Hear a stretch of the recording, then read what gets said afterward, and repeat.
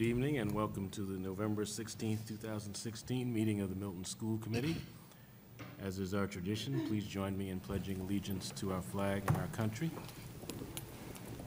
Pledge allegiance to the flag of the United States of America and to the republic for which it stands, one nation, under God, indivisible, with liberty and justice for all. Just a couple of changes to the agenda, and we will defer approval of minutes. And just a correction on executive session, it does say deployment of security. That should read deployment of security devices and security personnel. Maura, I don't see anyone for citizen speak. Okay. I'm just going to, thank you so much. Superintendent's report. Thank you, Superintendent Chairman Gormley. Walker. I'd like to invite to join us at the table our Administrator of Pupil Personnel Services, Tracy Grandow. A school committee member had asked for a follow-up to the progress of last year's special education evaluation by PCG, as we fondly refer to it. And Tracy has in your packet a PowerPoint, and she's going to be presented tonight. Welcome, Tracy. Thank you. Is it okay if I stand up? Yeah, better. Yeah. The teacher in you. So, I am so excited to be here tonight to update you on two important events that have happened within our department, and it will continue to happen this year. The first one is the recommendations from the PCG report. As you know, Public Consulting Group came in last year and spent the better part of our year evaluating our special education programs, services, structure, organization. And we also have the pleasure of this year having our coordinated program review, which is a comprehensive district-wide assessment of our ELE, our civil rights, and our special education programs and practices. Together, these two evaluations will provide a roadmap for us for the future. In terms of the PCG report, we had many strengths. They were very, very impressed by our co-teaching models. They toured all of our schools, they interviewed parents, they interviewed staff, and they loved our co-teaching model, particularly at the elementary schools. They also remarked that we had wonderful commitment to education and inclusion, as well as our collaborative environment and our engagement of families and parents. We also had commendable remarks in terms of our programs for students with significant needs. We have a partnership with the New England Center for Children. We have several integrated preschool classes. We also have our programs for students with significant intellectual impairments and students for social emotional difficulties. So we have a wide range of programming throughout the district, and that was one of our strengths. As you can see, we have many strengths as a district. They did make recommendations, and what I'd like to do tonight is to address where we are in meeting those recommendations. I foresee PCG, and together with the Coordinated Program Review Plan, as embarking on a 3 to 5 year plan for the Special Education Department and district as a whole. The first recommendation was to maintain an unrelenting focus on our special education achievement gap. At the beginning of the year, I addressed all staff in terms of our gap and how it exists, and gave them evidence in terms of the existence of the gap, that our students with special needs are, although performing perhaps better than statewide statistics would suggest, they are still not performing up to the students, all students in general. And in terms of addressing that in the presentation, the ways to tackle this achievement gap would be through inclusion, using data to drive our instruction, looking at our instructional methods and the IEP process. And that presentation focused on all of those areas. Also, professional development sessions will be given throughout the year as well. We need professional development sessions on differentiated instruction or universal design, on inclusion practices and effective teaching practices. And that will be ongoing. We also have offered professional development in terms of the IEP process, creating a wonderful team-based IEP, and the like. We also look at multiple sources of data throughout the year. We look at performance on math tests, performance on reading tests, and actually within the last 2 weeks, I've addressed the staff on data-driven instruction in terms of looking at formalized assessments as well as informal assessments such as exit tickets and just a thumbs up, thumbs down approach in a classroom to assess students. And that teachers need to use this data to adjust the instruction accordingly so that all students can learn. We went through the use of data in terms of measurable goals, in terms of the report cards, and in terms of eligibility practices.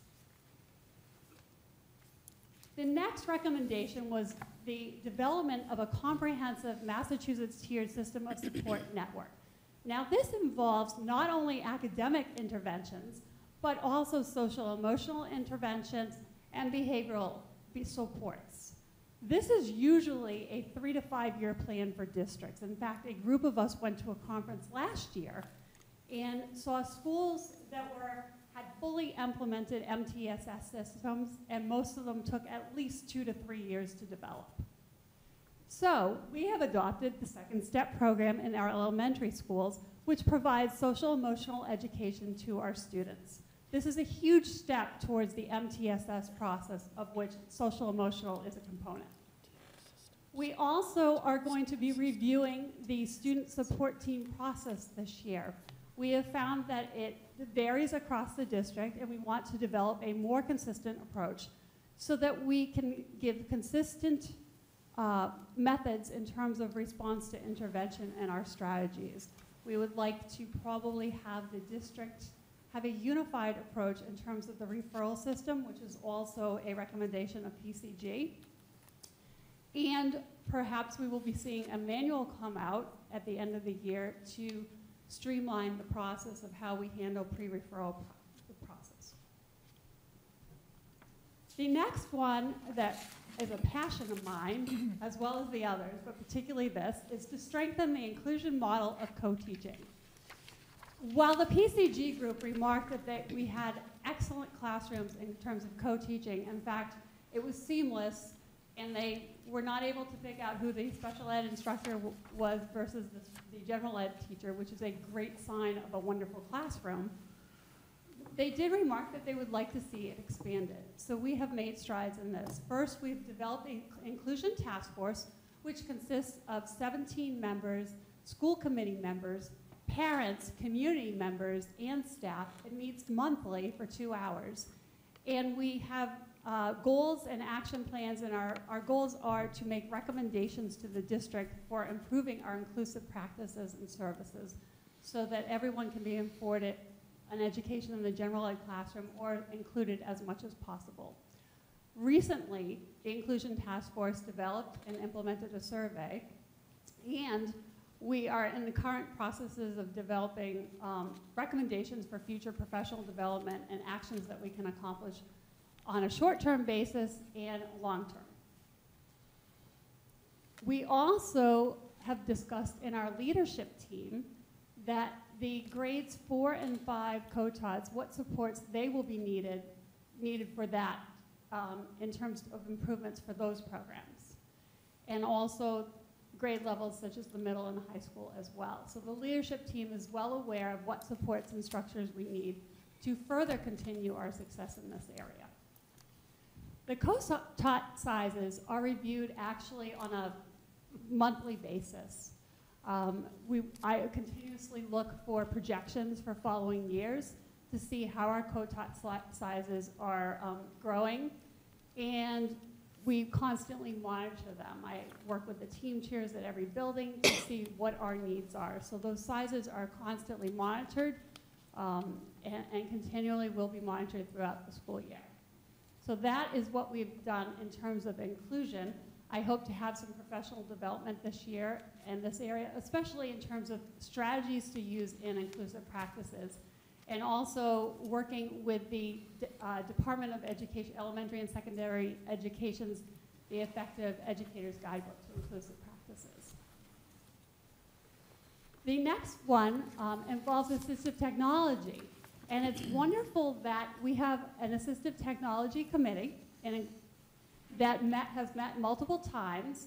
We have cataloged and inventoried all the devices that we have in the system, such as iPads, even special switches that we might have, Kindles that we might have, so that students can use them. Our next goal is to create a usage policy and how we deliver maintenance to that and assess our needs in the future.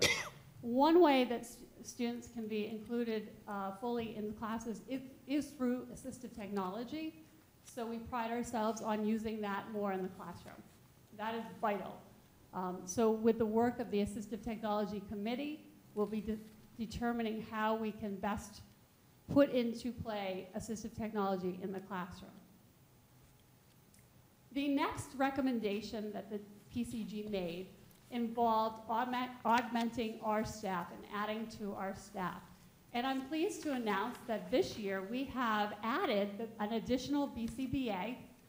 We have one BCBA at the preschool level, and we want another one, so we did get that position, thank you.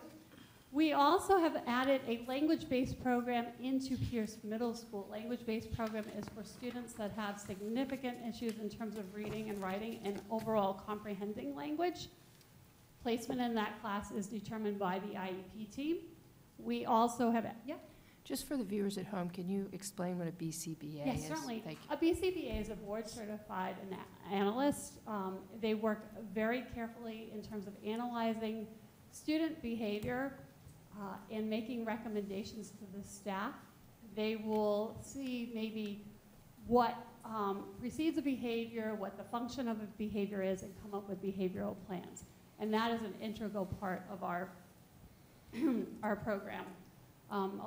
We have at least two on staff. Several other of our staff members are qualified in this role, but it's a real nice thing for us to have in terms of a position to analyze student behavior.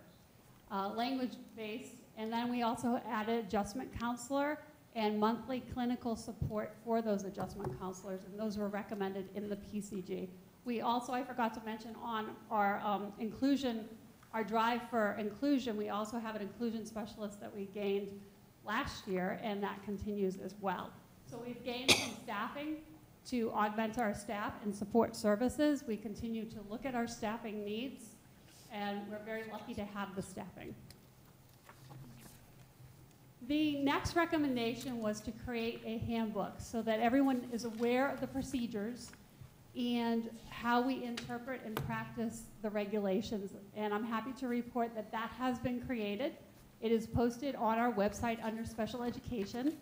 And all the parents received an email stating that this is up on our website, as well as suggestions if you have any recommendations for me. This manual will be updated annually.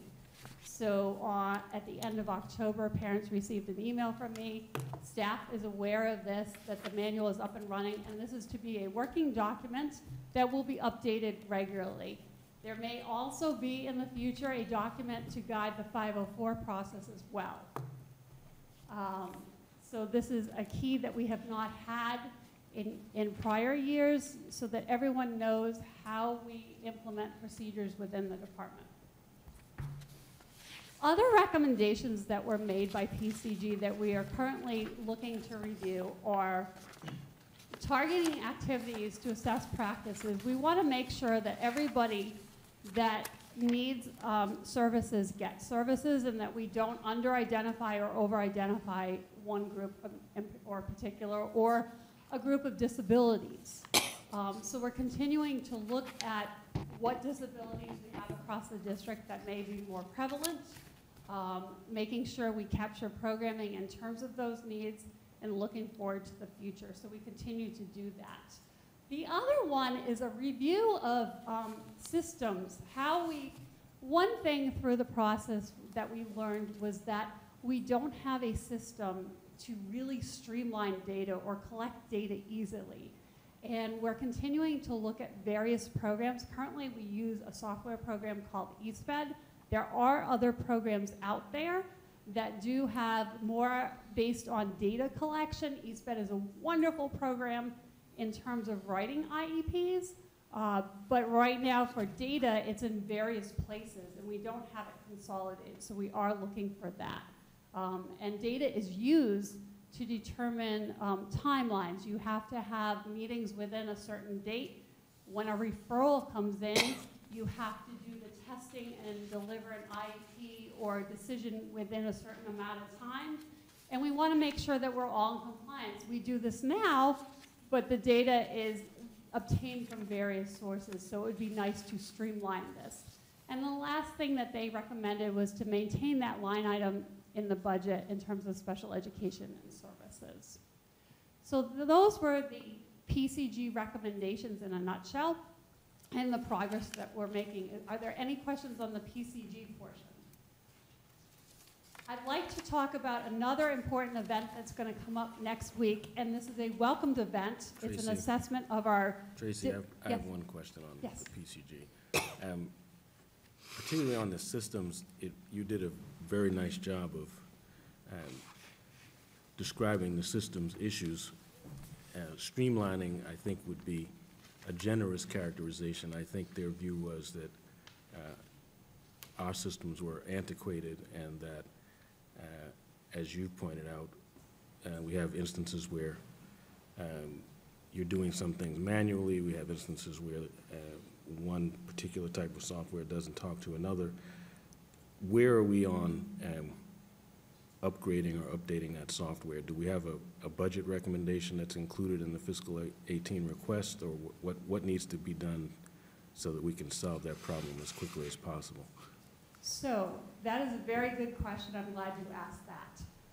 We do not have a budget, a cost for the budget yet. However, one thing to keep in mind is that the state is going to develop an IEP system. It was on a shorter timeline. Now I believe that that timeline has been expanded. So we need to take into consideration when that state will come up with that system. However, there are other systems that I've been investigating, such as Easy IEP, that other districts use and love. The factor with that would be, what is the cost of gaining the data feature? That would be the only change. You'd get the data feature versus doing some other system internally, like a Google spreadsheet. The only problem I have is that this data is very confidential, and you want a secure system. So we need to figure out what would be, is there an additional cost switching to another system? Do we want to switch to another system where the state may come out with an IEP feature in the future? Or is the better way that can be secure? So those are several factors for us to consider. Well, my hope would be that we can answer enough of those questions in time to include some sort of system upgrade in the fiscal 18 budget request, because if we don't, then we're looking at a year before we get the opportunity again. So I would urge the leadership team to make sure that we have some sort of recommendation that advances us from where we are now. I understand there may be some coordination issues with the state, but I think we're pretty far behind at the moment. I will put all my research in a spreadsheet and we can share it with the leadership team. Great. And discuss that. I've spoken with companies already, have somewhat of a cost. I need a quote for that. But we also have to make a decision in terms of, do we switch or create another method? Got it. So any other questions about PCG? Can I just? Yes, Ms. Fiorella? So, when you're speaking about the systems to streamline data, so if you have, a request to have a student evaluated, and I know there is, once that request is made by the parents, that you're under those kind of tight deadlines of when they're evaluated, when, a recommendation is made for an IEP or not. So right now, do you not have any system where, I don't know, say at the beginning of the school year, you have, 30 new students, and then when their request comes in, and when they have to be evaluated. So you don't have like sort of a tickler tracking system of being able to keep you, is it all manual, or is it? Individual spreadsheets from certain staff members. Uh-huh. So that's the problem. There Okay. are systems out there. In fact, I was reviewing one with another special education director today, Mm-hmm. that you can just click a button and see the referrals. Or you can click a button and see that, oh, these are approaching the deadline for the Right, timelines. right. So you could do Our- spreadsheets and yes. status reports of like, Yes. how many deadlines do you have coming up that X, Y, and Z students need to be evaluated, and IEPs need to be written, and all Right. that kind of stuff? Right now, Uh-huh. we're on spreadsheets, and I am Yeah. looking at it visually Yeah, instead yeah. of a computerized system. And you can't, like, could you pour into, so you can't like pour into like a metric spreadsheet or something that's tighter than like you say, viewing spreadsheets kind of thing? I'm thinking we should probably put it into an Excel Yeah, spreadsheet, but also yeah. you need to have this data secure, so we Right, need a right, way right, to right. do that. Uh-huh, But there are other data systems out there that will do this. Our program is wonderful for writing IEPs, right, but wasn't perhaps necessarily written for collecting Yeah, data, and yeah. there are two different things. right, right, so you're saying, okay, thank you. Any other questions on the PCG part? So the next thing that we're going to be undergoing is the coordinated program review. The coordinated program review is a comprehensive review of our ELE programs, our special education programs, and civil rights. And what they basically do is they monitor our compliance, but they're also maybe looking at content, because the state is moving away from compliance and going into adding that content piece. They have had us upload data and documents all of the second semester of last year, and they've reviewed those documents very carefully. They will be coming on site next Monday and Tuesday to review additional documents that they've requested and ask us questions. And then the week of December 5th, they will be visiting all the schools, touring the classrooms, and also interviewing parents, staff members, and members of the general community. So they will be coming on site. December 5th will be a big week as well. This happens every 6 years with a mid-cycle review halfway through the 6-year cycle. So this is a huge deal, but it provides a roadmap. The important dates to remember, as I said, were next Monday and Tuesday. They'll be spending all day here reviewing documents, and the week of the 5th for the interviews and observations. And at the end of their visit, we have an exit interview, but then they deliver, 45 days after their visit, they'll deliver a report. We have a limited amount of time to respond to that report. And then the final report is presented, and you only have 20 days to respond in terms of how you will correct any actions. Now, in terms of the report, everyone can view our last report online under special education and compliance. What they do is they will say whether something is commendable, implemented, not implemented, partially implemented. And they're looking for the uploaded documents that we did recently were requests from them. The laws have changed. They're looking at how we interpret the laws, how we put into practice things in the various areas that I mentioned. And we have a limited amount of time to respond. So what we'll see is a report in the end within 60 days after their visit, and it will say everything that we've either not implemented or partially implemented, and things we've done well and implemented. And you have to respond to how you're going to correct the things that are partially implemented or not implemented in the various areas. The CPR process, along with PCG, will provide a roadmap to our future.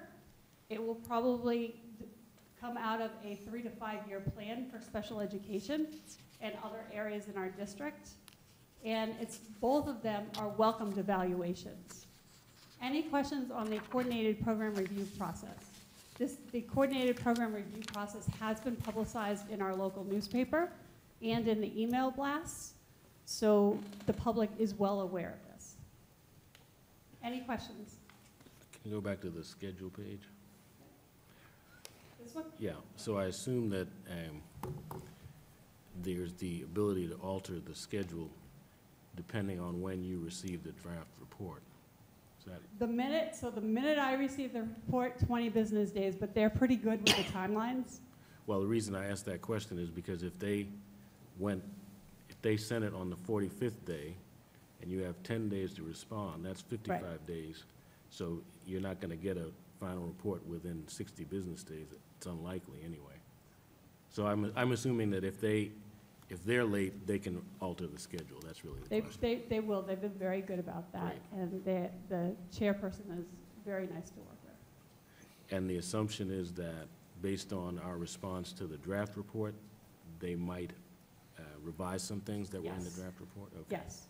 If I might, it's a unique, I was explaining to Dr. Donahue before the meeting began, that it's a unique audit or review in that all through the process, you're able to correct any issues that they identify, if possible. And I appreciate at last week's meeting how the committee edited a series of policies. And so those policies are important, and as a result of this coordinated program review, all of our policies in these 3 areas will be updated and corrected. And throughout the interview process and the exit interview, you have the chance to correct and provide evidence that you do a particular area. So what would be shared with the school committee? Everything, Everything, The including draft- the final The draft report. report or the final report, or both? both. Great. We did put in your green folders, and you commented, I which saw I those. appreciated. You took the time. So I have to say on behalf of Tracy and Elisa Buchanan, who's our ELE coordinator, and Janet Sheehan, who's chairing the civil rights, and all of the support people, 35, 45 requests for multiple pieces of material in each of the reports, each of the reviews. Thanks, Tracy, nice job. Thank you Thank very you. much. Thank you, Thank you very Tracy. much. Excellent. Next, the second item, a school committee member had asked for an update on web-based communication follow-up. This was a result of a presentation. So Assistant Superintendent Janet Sheehan has worked with our principals and administrators and has an update for you. So just a little background, the Do we have new a language. handout? No handout? Oh, yes, there is a handout. Thank you.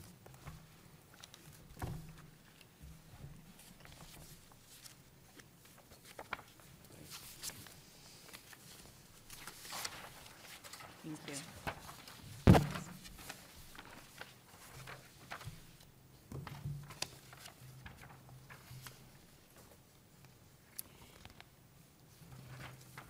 So I would just begin by letting you know that the language in the teacher's contract has been updated, effective as of September of this year. And prior to this year, Edline was the communication tool that teachers were expected to use. So the new language says that teachers are to use a web-based communication tool to communicate with families. And the language also notes that the collaboration is a work in progress designed to encourage teachers to take technological risks in the interest of educational excellence. So the idea that they should take the technological risks is what we would like to see continue. I think that is demonstrated in the number of tools that are being used in this handout as demonstrated. There is also language in the teacher contract that notes that there is a program being piloted, another web-based tool. It is called Gradebook, and we have a group at the high school that is piloting this program. And right now they're using one component of it where they are entering data, using it to analyze data and grade students. We are receiving very positive feedback about this pilot. There is a parent component that will allow teachers eventually to post information, communicate with parents, and this would be a much more current program versus the previous Edline tool.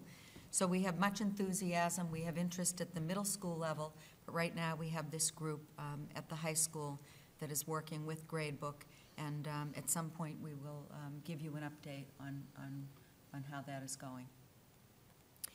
So what we did was we had the teachers and the administrators who are supervising teaching staff check on the level of compliance with using web-based tools for communication. So according to this, you can see that at Milton High we have 98% of teachers who are meeting the expectations. And I know that there was a request to receive information about the percentage of teachers who are posting homework assignments. So I did include that. And while that is not language in the teacher's contract, that is something that is something that we hope to move towards. And again, this Gradebook parent component is something that we hope will increase the numbers here around this communication. So we had 98% of teachers in compliance at the high school. You can see the different tools for communication that are being used, and 68% of teachers are posting homework for students and parents to see. There are other methods besides web-based communications. So teachers may say that they're posting in the classroom, but they may not be using a web-based tool. At the Pierce Middle School, there are 100% of teachers who are using web-based communications to communicate with parents. The expectations and requirements, again, are laid out in the teacher contract language. Again, the tools used are noted here, and we have 87% of teachers who are posting homework for parents and students. At the Collicott, we have 90%, with 36% of teachers posting homework. They may post expectations for projects online and so forth, but not weekly or nightly homework assignments. The Cunningham, we have 80% of teachers. We have 92% at the Tucker and 100% at the Glover. And for those numbers that are on the lower side, it should be noted that we have Edline mentors at each of the schools, and those mentors can help teachers with not only the Edline website to post their classroom site, but they can also help them with other web-based tools. And we have a number of teachers in the district who have transferred from one school to another, or we have new teaching staff. And Bob Pattison, our technology director, has been working to train the new mentors so that they are able to help post and update some of the websites. So if the numbers are lower, it's generally because of new staff. We did have a couple of teachers who have previously been in compliance, and when we did a check, they had not met all of the expectations. So those numbers are reflected here. So let me just clarify, in this percent of teachers who actually post homework, you're saying that if they just post their expectations, that's not reflected in these numbers, correct? That's right. It's Okay. just for homework. All right. Yes.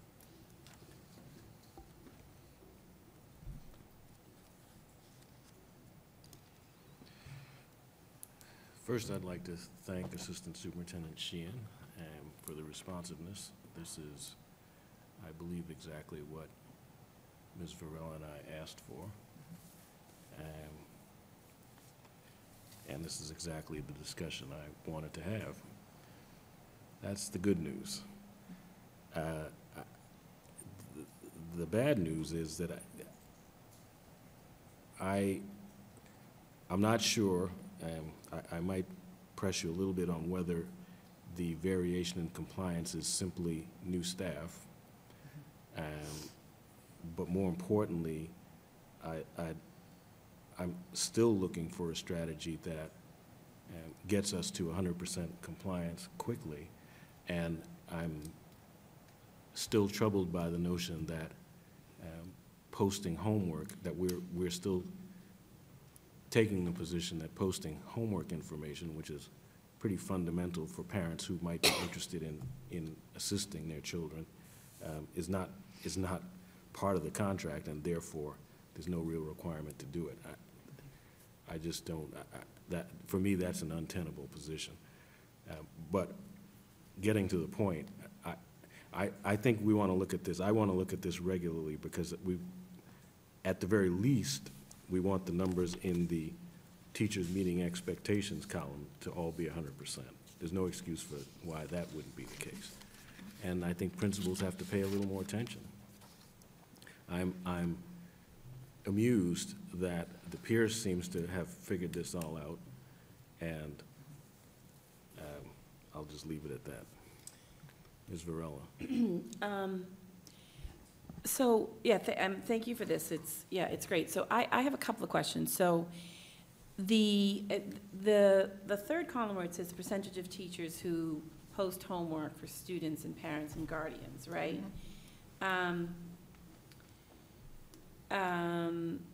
Do you, what I still, I don't know, I guess I'm confused about it. And I know the last presentation that we had, which I thought was very good, but I still don't get a sense of, I know it's good to have a couple of tools, but again, as someone, and all of, you know, Mrs. Everhart and Mr. Walker and everybody have raised kids in this system, and I'm gonna ask the students, how much do you guys dislike Edline? Yeah. It's not set up well. Right, so, and what do you prefer to use? Google Classroom. There we go. So, at the end of the day, Google Classroom is just easier to use. It's gonna be, I think this is another thing too. I think the reason, I can already tell, I think the reason why Pierce Middle School is probably up to par and the high school is at 98% is because kids are more independent, they're more savvy, the teachers communicate with them, you know, so much more electronically than they do, than elementary school teachers, even though they're more, you know, they're savvy. But Edline is archaic, it is not user-friendly. I'm sure it's intimidating to people who are not tech savvy. Google Classroom is just like the opposite end of that. So I know that it can't happen overnight, but still want a better timeline of just like retiring Edline completely and just use Google Classroom. You know, I mean, it's Google. And I think that even if there's, I mean, and I'm not a techie, but upgrades and things like that, it's just gonna be easier. It's gonna be easier for parents to access it. It's gonna be easier for less tech-savvy teachers to be trained in it. And all the students already really love it. I mean, would any of you prefer to stay on Edline and go back? Okay. Well, just making one of the downsides about Edline is when you go into the teacher's page, it has all the information there, and you can send them an email through Edline, but they cannot respond back to you through I know. Edline. And they don't respond back to the parent either when you go through Edline Yes. either. Yeah, not to mention on Google Classroom, like you can turn in assignments through your Google account and Google Drive. Edline, it just, once you've found the assignment, like, it's just a list of what you need to do. You can't turn things in. So, Maura, did you get that? The students have spoken. So just following up, does the administration share that view? Is that the plan, to migrate to Google Classroom, or do we have a plan? What's the future? Well, Google Classroom is being adopted, and all students do have a... District-wide? District-wide, it is.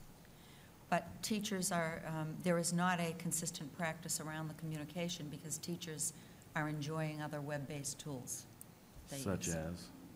Well, such as, so when you see at the elementary level this, this classroom dojo, that is sort of an updated, sort of a window into the classroom, and the teachers communicate with parents that way.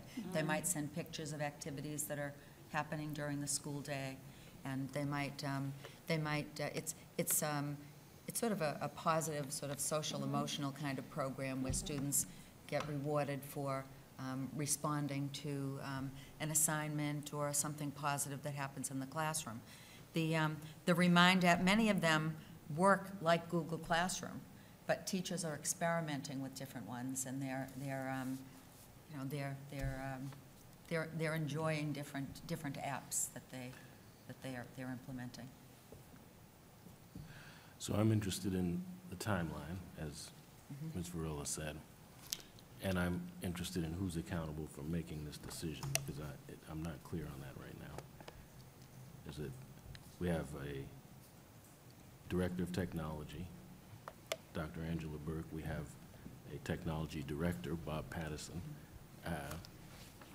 Are they responsible for making this decision? Is the superintendent responsible? Who's responsible, and when? Because while it is great to try all these things, at some point, I think we've got to make a decision so that everyone can learn the tool that we think is the best one. Everyone might not agree, but at some point, we have to make a decision. Ms. Eberhard. So 2 questions. So I'm just curious that from the elementary perspective, do the principals receive feedback from families that are disappointed that they don't have access to their children's homework on Edline? I mean, is that something that parents regularly ask about? I'm trying to understand. No, we have not heard anything recently from, we don't have any specific. Then the principals regularly sort of check in with parents that they feel that they're receiving adequate information about homework. I'm just curious about that piece, because that's a low percentage at the elementary schools. Where the expectation is as a parent that you are more scaffolding your children. And then as your children get older, they're getting more independence. And then the second question, I guess, is sort of to Chairman Walker's point that if we have someone who's in charge of technology curriculum, then what is the expectation of the district in terms of curriculum surrounding technology for teachers? So they're not going to use their own English language arts curriculum without discussing it with you and the principals. They're not going to have their own science curriculum as a way of doing that. So as a district, as a school system, what are our expectations? I understand that's not in the contract or whatever, but that's not what I'm talking about. What are our expectations that as a district, we are going to be doing this?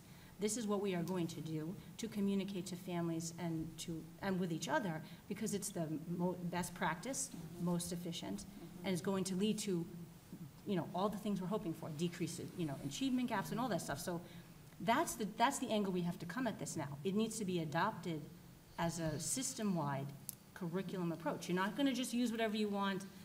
What are we doing as a district to make this happen? That would be my thought, but because yes, it's fun to, and the dojo is very cute. The kids come running up to you and they come back to the preschool and they're in kindergarten now and they show me, look, Ms. Margaret, look what I got, this, wonderful. But again, what is our district-wide approach to this? Because if we have one, then everyone needs to get on board. Those are the expected behaviors for everyone. You can still do those things, but Right. what is our expected behavior, right? So if I just may add, Google Classroom is an expectation right now, but Okay. teachers are still being trained. Right, okay, We're still fair offering enough. PD I'm learning. in Google Classroom. Yeah. We do not have a timeline or a date where we say every teacher must be trained and working with Google Classroom at 100% proficiency. We don't have a timeline for that. Ms. Varela. So, but can I say, and I'm gonna almost respond to Ms. Eberhardt's query. I mean, as a parent in the system, I disliked it all the time when you'd go on Edline and, you'd have a wonderful teacher, but it would just be like, welcome to the 2009, 2010 school year, right? I just accepted. Some elementary school teachers were tech savvy and used it a lot and posted things and sent, reports and grades, and then some weren't. But, at the end of the day, I was going to pick and choose what I was going to complain about. And if they were a really great teacher and the classroom environment was good, I wasn't going to complain about the fact that, the use of Edline by teachers was like this. You could one year have one that used it a lot and one who never touched the page. So I just feel, I also from a cost perspective, even the ones that use it now, I know someone who used it all the time, Mrs. Stefanik was, she's just a tech savvy person, right? So she used Edline all the time. I'm sure she would not have any problem, I'm not going to speak for her, but if we had to switch over to Google Classroom, I'm sure Ms. Stefanik would just be fine with that, because she could be fine with any technology. But I also feel like Edline, and that's my other thing, for the cost to the school, like, just hang it up, and then, and don't just, I don't even want it to be a crutch for them. I just think it would be better to train them on Google Classroom, and then, and I get it that on Google Classroom, there are going to be some people that are just, the proficiency is going to be almost automatically at 100%, and some are going to need to work to get there. But I just think that, you know, in 2016, it's just a step in the right direction moving forward, technology-wise, to just get everybody on board, to echo what my fellow colleagues have said, that if everyone has to be proficient, doesn't have to be 100% proficient, but working towards that in Google Classroom. And then if certain teachers in the classroom are more tech savvy and they want to use the other things as a support or things like that, that's fine. But it would be good to know that posting nightly homework or weekly homework or however they run their classroom on Google Classroom, and everyone knows it, you know, even at the elementary, you know, level. I don't think it should be that hard to attain, and it just should be a goal that we work towards, and it would be great to see if, like, timelines could be put in place. In fact. Dr. Donahue. So I'll add my voice to the chorus.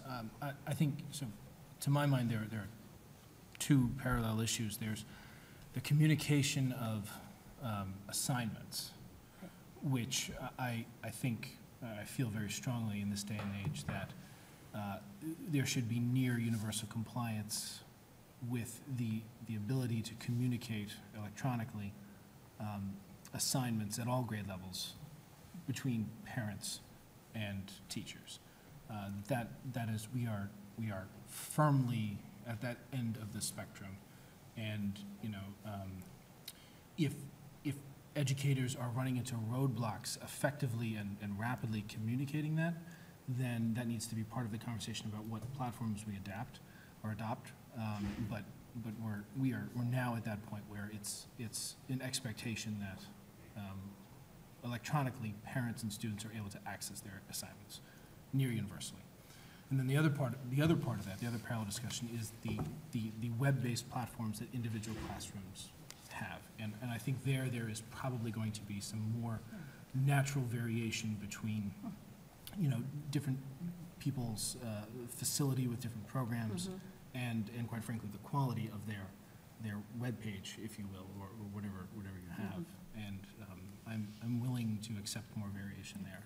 But you know, we do need to be moving definitely in the direction of near universal communication electronically of assignments between pupils and parents and educators, and whatever we can do to facilitate that. You know, it shouldn't take teachers a long or a great amount of time to be able to do that. So I don't want them spending, you know, 15 or 20 minutes a period putting out their assignment for, you know, fourth period chemistry or whatever it is. It should be quick and easy. So whatever we need to do to facilitate that, we need to do. Those are my two cents. Dr. Craighead. I would like to certainly echo the sentiments of all of you. But something that Ms. Varela asked or said a few minutes ago makes me wonder what it means for these teachers to meet expectations. What was the baseline there? And that's for you, Assistant Superintendent Sheehan. So the language in the contract, it says that at the high school and middle school levels, that the teachers would post a syllabus, a course description, grading policy, assignments such as tests, and a monthly general description or an outline of material for homework. So it's sort of an outline. So some do post the specific assignments, and others post the minimum standard. So in other words, as Ms. Varela said, that could all be posted at the very beginning of the term, correct?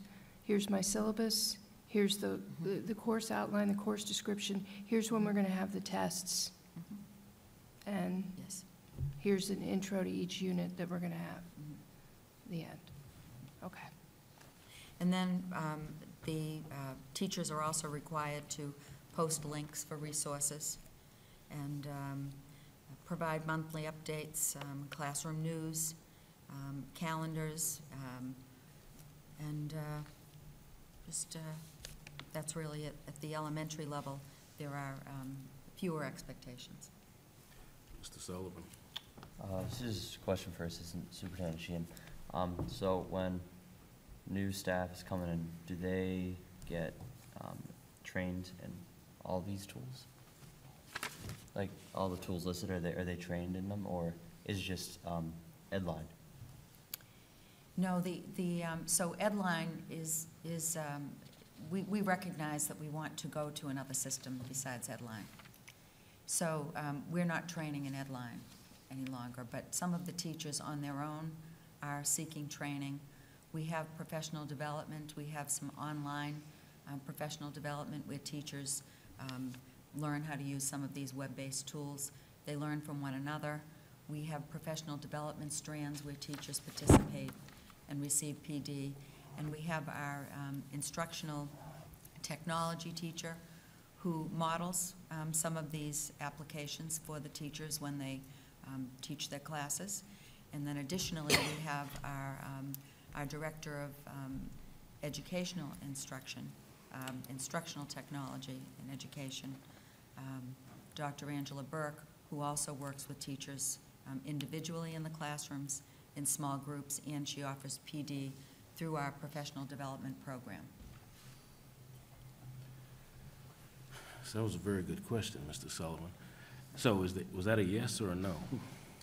So no. The answer is About no. training? Yeah. Yes, but not, some of the teachers on their own have. Well, that sounded like a no.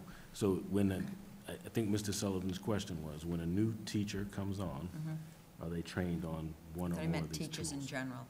Yes, so our new teachers this year participated in a half-day of professional development with our technology team, and they actually did receive an update of Edline because that's what we have to work with right now for websites, but they also received training in Google Classroom, and that training is ongoing throughout the school year. Thank you.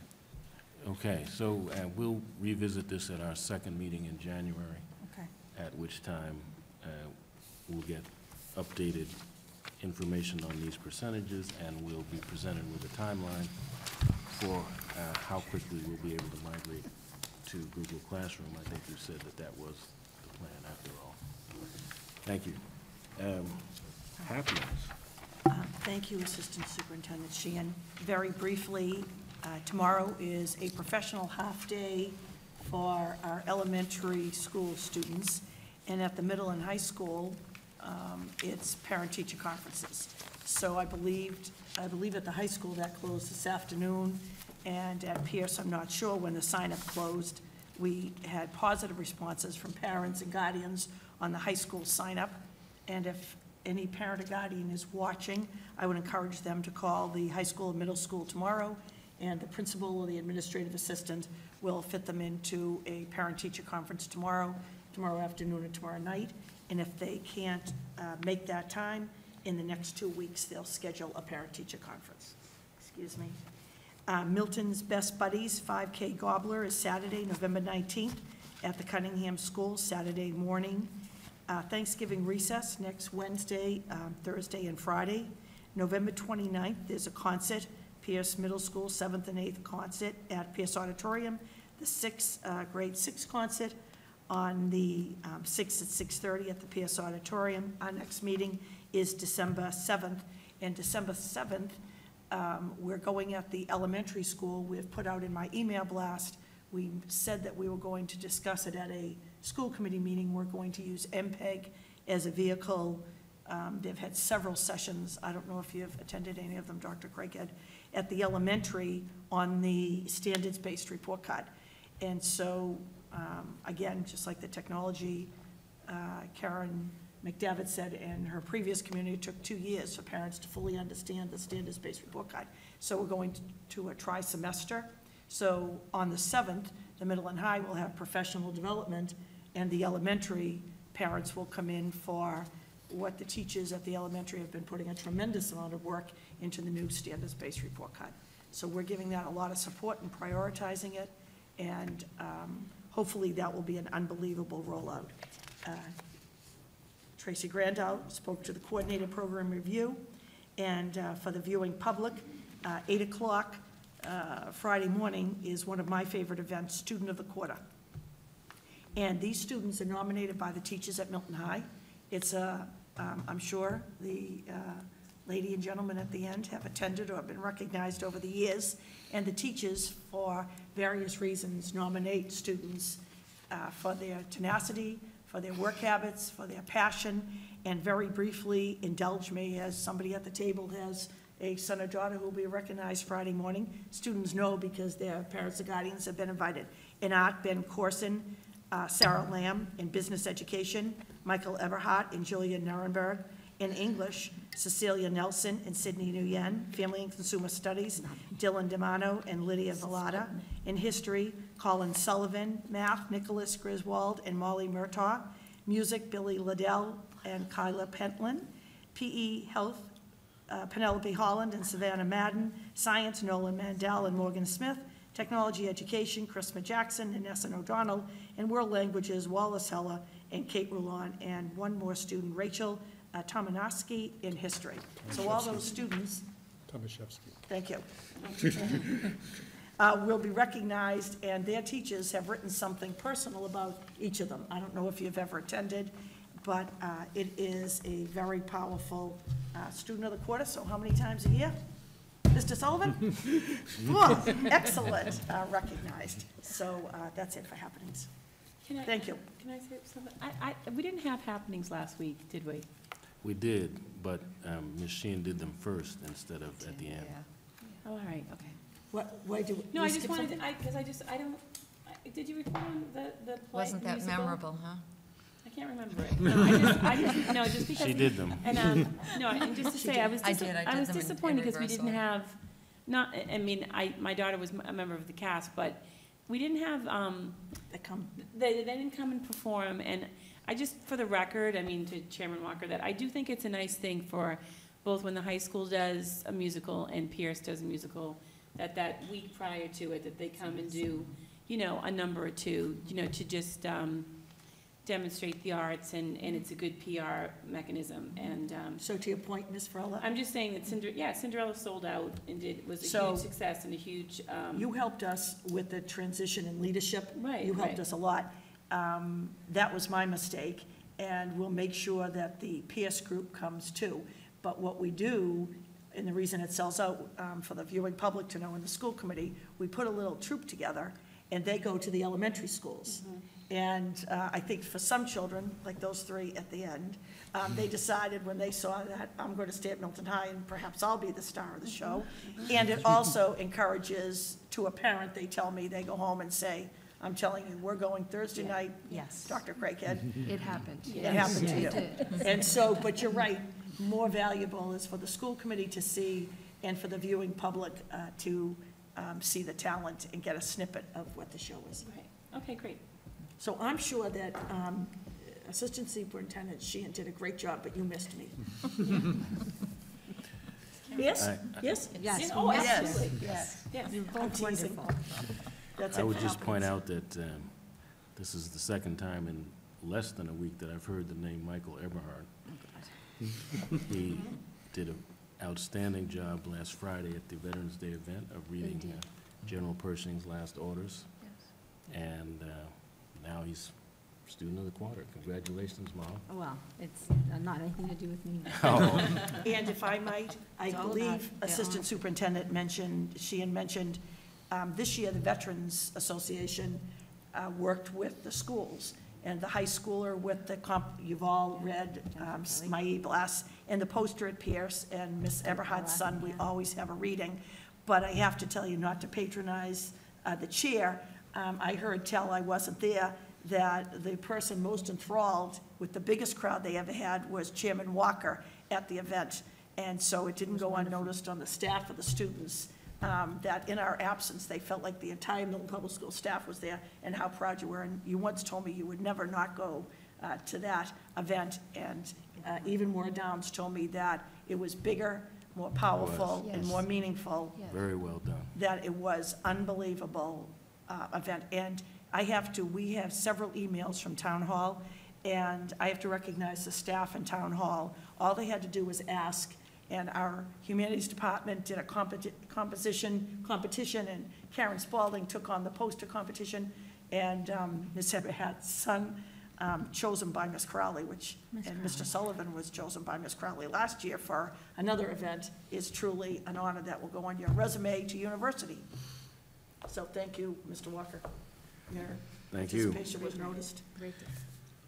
So, moving right along, school committee goals, you have a document entitled Milton School Committee 2016-2017 District Goals. I would once again like to offer my thanks to my colleagues. We had two very high-quality discussions about these goals, and I think they represent the right direction for the school district.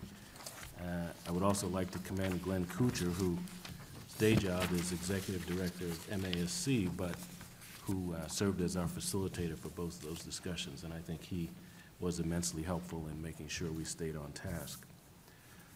So with that, I would move approval of these goals. Second. Thank you. There was a little pause there. I would like to read them. Identify and implement strategies to address the social, emotional, and mental health issues that impact student academic achievement by June 2017.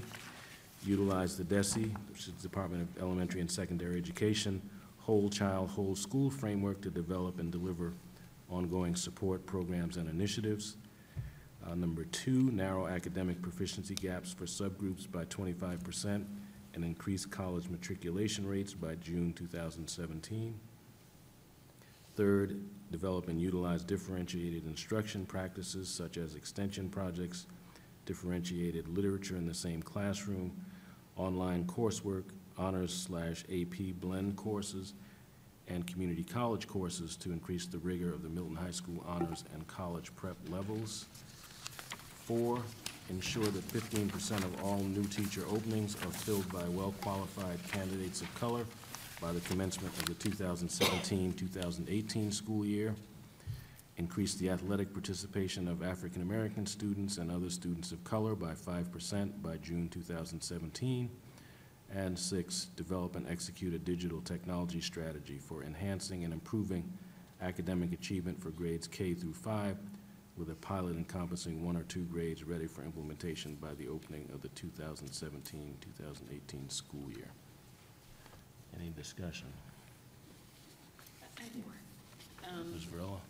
So, for the third bullet with the develop and utilize differentiated instruction Yeah. practices,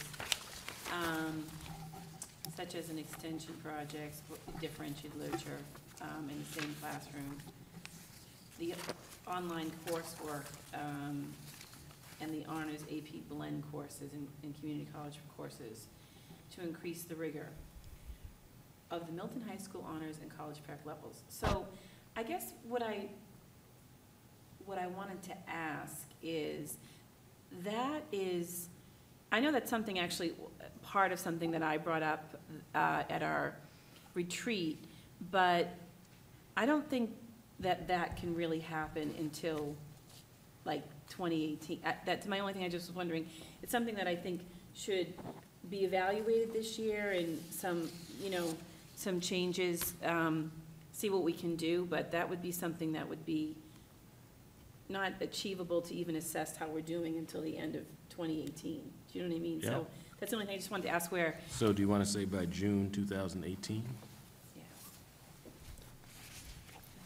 Yeah. And I'm going to be honest with you, that personally, I feel that there's a lot in there, because you have the honors AP blend, you have community college courses, you have online courses,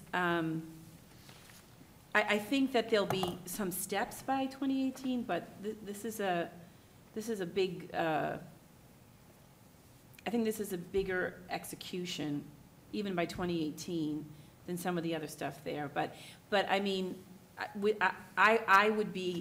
think we would be doing well if some steps were made in the right direction by the end of June 2018 here, but I'm not expecting every single thing on that to happen in 1 year. Right, Yeah. and I think you'll have more opportunity to talk about that as we talk about measures. Because for each of these, we have to do measures for success. Okay.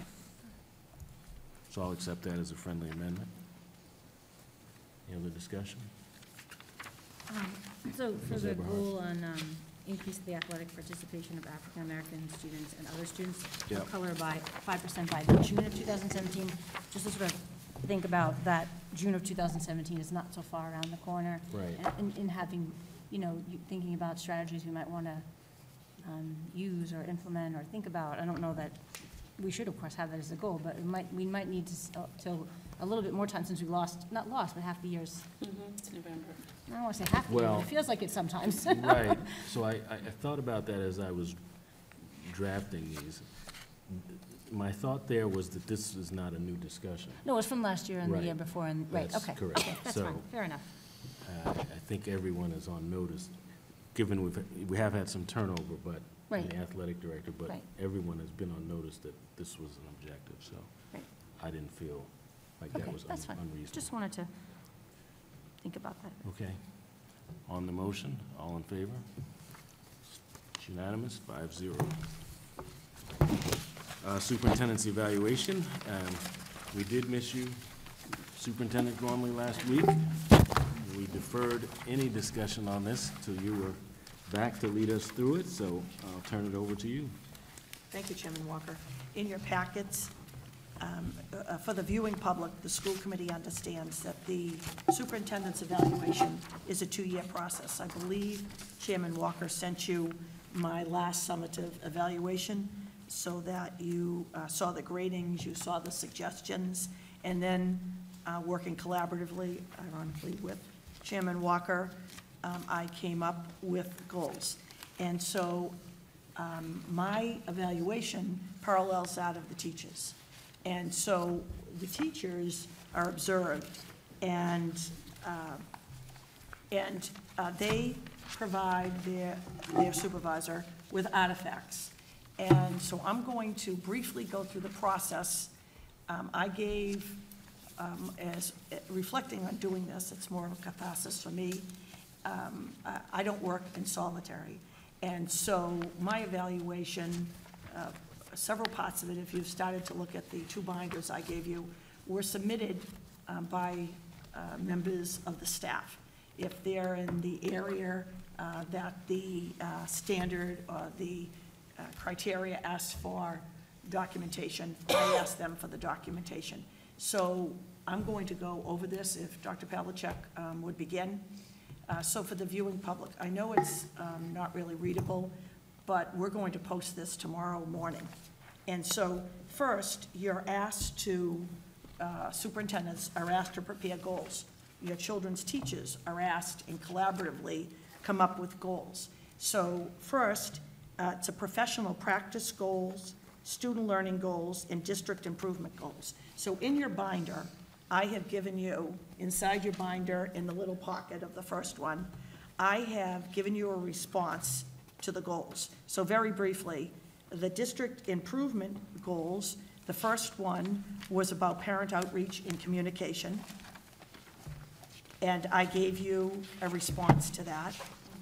The second goal was by September 2015, and September 2016, 20% of all new teachers hired in each of the school years would be teachers of color. I gave you a report from Assistant Superintendent Sheehan on that. Then the district improvement, the third district improvement goal was around Tracy Grandow, gave an excellent introduction tonight, but I gave you, and this was really prepared with Tracy Grandow, a response to our PCG report. So this response is inside the pocket, and it speaks to step 1, your goal. Then the professional practice goal, The professional practice goal was around classroom observations and calibrating the classroom observations. So if Dr. Craig had evaluated a teacher and I evaluated a teacher, so we spend a tremendous amount of time in our leadership meetings, and we're in a network across the state, and I think you'll find this documentation very interesting. On our full leadership teams, we watch videos, we do evaluations, and then we actually, in our last leadership meeting, calibrated our responses against the state of the groups that are in our group.